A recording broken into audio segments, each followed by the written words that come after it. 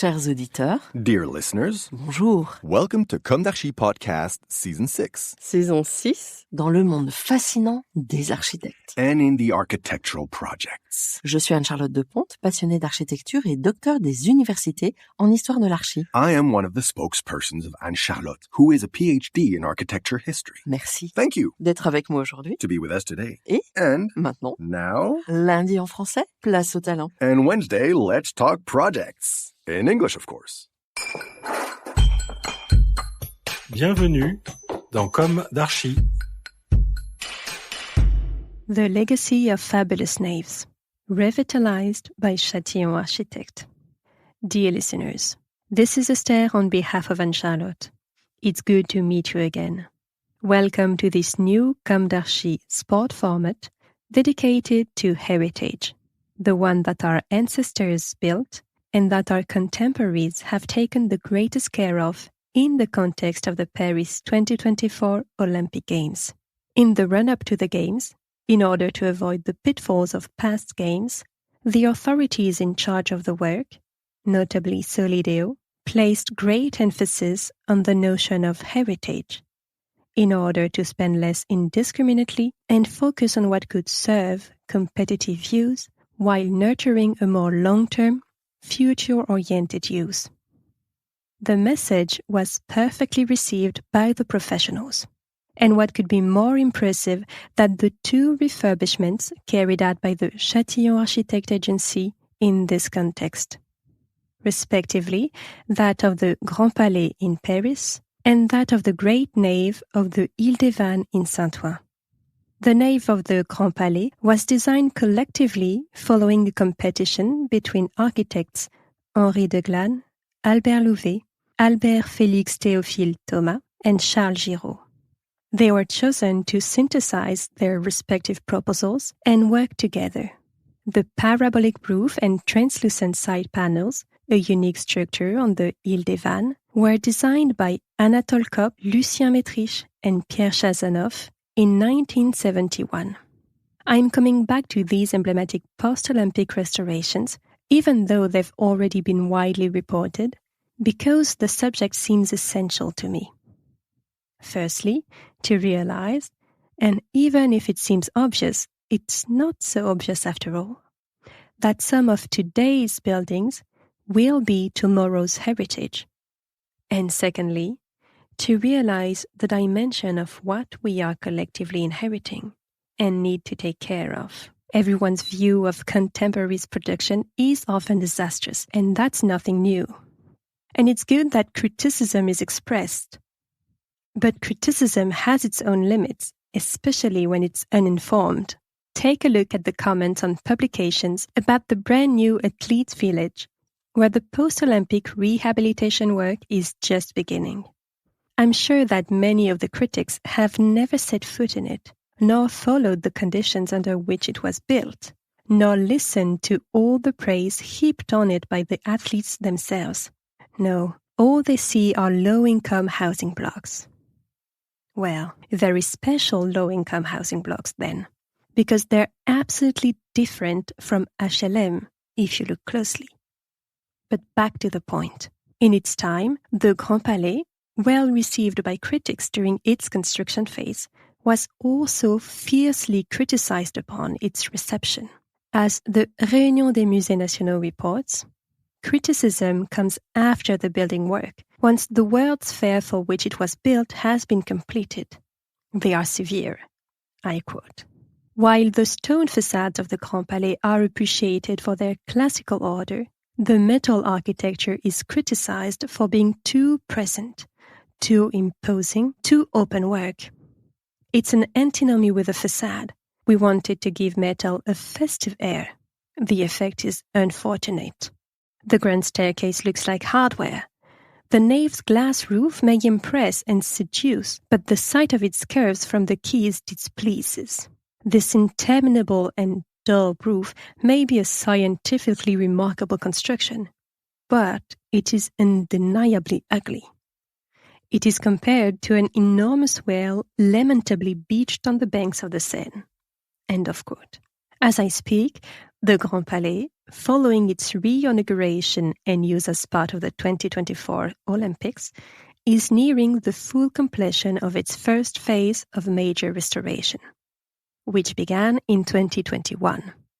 Originally conceived as a temporary Beaux-Arts palace, the Grand-Palais has become one of Paris's most timeless monuments. Built by the French Republic for the 1900s Universal Exhibition, it nestles in the heart of the city and is an icon of art and culture. Over the course of a century, the building has become the international showcase of the French cultural scene, hosting the world's greatest exhibitions and events. Throughout its history, the Grand-Palais has faced fragmentation and abandonment, and its demolition was even considered in the 1960s with a project by Le Corbusier. Le Corbusier's death aborted the project. The Grand-Palais remained, but over time, parts of the building were closed to the public. Chatillon architect, known for its ability to transform existing and/or heritage structures, approached this project with a focus on improving the user experience. This included improving access, enhancing natural light, and reconnecting the Grand-Palais with other buildings and the urban environment. The opportunity to redevelop an icon is extraordinary, but the Grand-Palais is proving to be much more than that, says François Chatillon. He adds, "This is an opportunity to return the building to permanent public use, redevelop the surrounding grounds, reconnect the building to the city, and make it a place to live. In fact, it's an opportunity to adapt it to the Olympic Games and to future generations. An absolutely unique project." End of quote. For this first major renovation in the building's history, the architects drew on thousands of plans and archived documents. The aim is to create a new sense of unity and coherence in the various spaces. The impact of the restoration is considerable. In fact, not only has the project improved accessibility for the public, it has also increased capacity by 60% for events in the nave. The introduction of new connections between the three main spaces, coupled with the introduction of new uses, means the nave can be accessed in complete safety. Circulation revisited, new services installed, and it's time to rediscover the historic elements. On the occasion of the creation of a new free interior walkway, running from Square Jean Perrin to the Seine, via the central square, linking the Palais d'Antin and the nave. Creating public access like never before, Chatillon architect removed the walls and partitions that had been installed over time, notably re-establishing the building's original central axis, reconnecting the main nave with the Palais de la Découverte and restoring a view of the rotonde not seen since 1939. The balconies in the nave, some of which feature remarkable overhangs, have also been reinforced and restored. They offer new perspectives across the great structure. The restoration not only facilitates circulation within the building, but also reconnects the Grand-Palais to the city's historic landscape, renewing the link with neighboring sites such as the Champs-Élysées and the Petit Palais. The new Grand-Palais public gardens surrounding the structure are inspired by the gardens of the Champs-Élysées, whose spirit they share, with parterres and curved walkways, lawns, and a varied selection of plants and diversified plantings. Boulevard Churchill is lined with a wall of evergreen shrubs and a wide variety of green plants, roses, perennials, and bulbs. 250 species in all, with over 60,000 plants. Newly planted lawns are irrigated with rainwater. Pollination and local biodiversity are encouraged. The restoration of the Grand-Palais is thus part of a solid strategy of sustainable development, integrating technical solutions and optimal management practices in a site of great cultural importance. With a deep understanding of the Grand-Palais' heritage, Chatillon architect has brought it into a new era, preserving the relevance of this timeless monument and ensuring that it continues to be a place of creation, innovation, and grandeur. Let's now evoke the Grande Nef de l'Île-de-France. Closed in 2018 due to abandonment, deterioration, decrepitude, and accessibility issues, it reopened its doors for the Paris 2024 Olympic Games. After 7 years of closure, Chatillon Architects implemented contemporary solutions to breathe new life into this singular building, first as an Olympic training venue, then with a view to returning it to the local community as a sports and cultural center. To adapt the building to this contemporary use, the agency completely restored the structure, installed contemporary energy equipment, made structural repairs, accessibility improvements, acoustic panels, sports flooring, and lighting. The Grand Nef, one of the largest concert halls in Paris when it was completed, could accommodate 5,000 spectators and has seen performances by musical artists such as Pink Floyd, Led Zeppelin, Bruce Springsteen, and Queen, as well as international sporting competitions, such as the final of the Men's World Handball Championship in 1981. The building has also become an important political venue, hosting numerous congresses of the French Communist Party.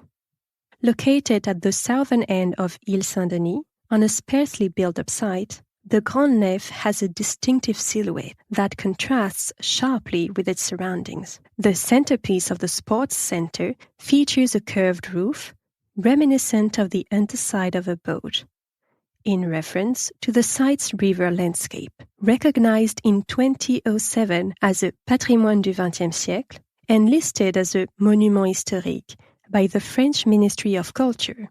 The Grand Nef is a feat of engineering for its time.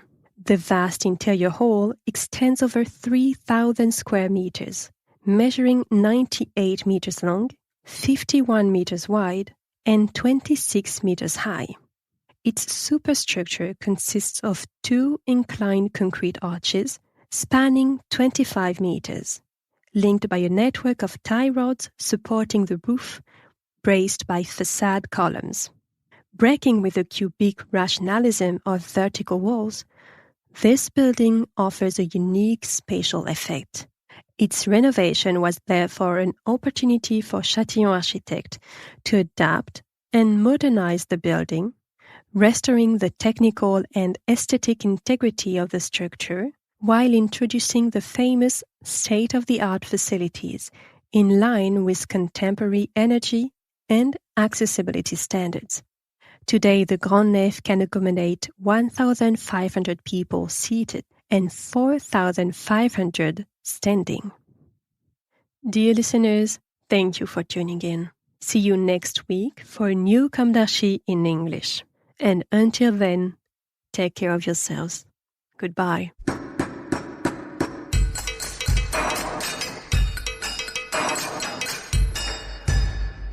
Thank you for listening.